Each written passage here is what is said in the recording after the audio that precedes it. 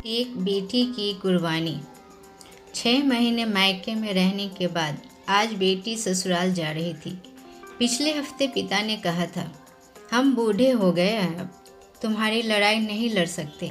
कान खोलकर सुन लो, अपना घर बचाओ और बसाओ, जैसे एक औरत बनाती है अपना घर।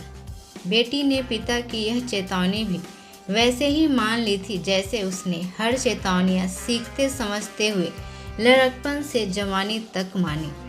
क्या पहने, क्यों पहने, बाल कैसे बांधे, कैसे उठे बैठे, हंसे, सब पिता के बोलने से पहले पिता की आंखों से ही पढ़ती रही और उसी अनुरूप ढलती रही।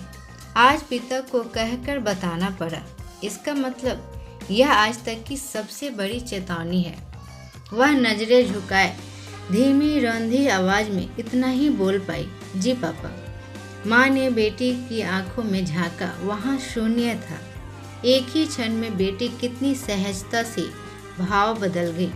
माँ हैरान थी, लड़की की कितने स्तरों पर कैसी कैसी ट्रेनिंग कराता है यह समाज। माँ सोच रही थी। माँ ने पिता की आंखों में झांका, वहाँ अजीब सी विरक्ति फैली हुई थी।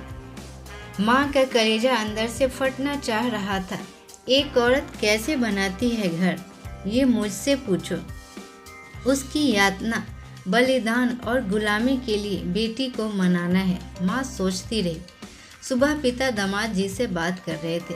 वीकेंड पर बेटी पहुँच जाएगी बेटा, आप उसे स्टेशन से रिसीव करने आ जाना बस।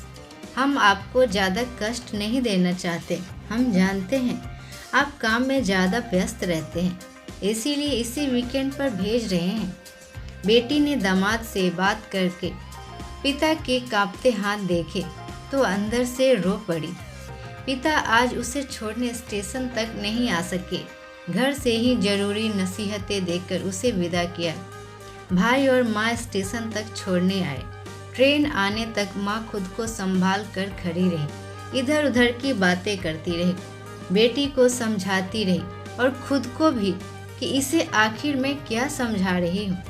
खुद को भूल जा या नहीं, लेकिन खुद को भूले बिना बसती भी तो नहीं लड़कियाँ।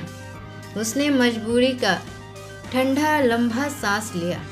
बेटी को ट्रेन में बैठा, वह नीचे उतरी और वहीं स्टेशन पर एक बेंच पर बैठ गई।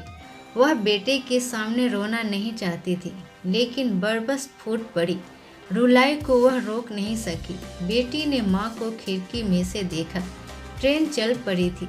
बेटी ट्रेन से उतरकर वापस आ जाना चाहती थी, लेकिन उसके सर पर अब नसीहतों की और भारी गठरी लदी थी। वह उस गठरी को छोड़कर उतर नहीं सकती थी। सारे रास्ते वह रोती रही और गठरी को संभालती रही। ये छोटी सी कहानी आपको कैसी लगी, आप कमेंट बॉक्स में ज़रूर कमेंट करके बताएं। आशा करती हूँ ये कहानी आपको अच्छी लगी है। अगर इस चैनल पे आप नए हैं तो हमारे चैनल को लाइक करें, शेयर करें और सब्सक्राइब करें। Thank you.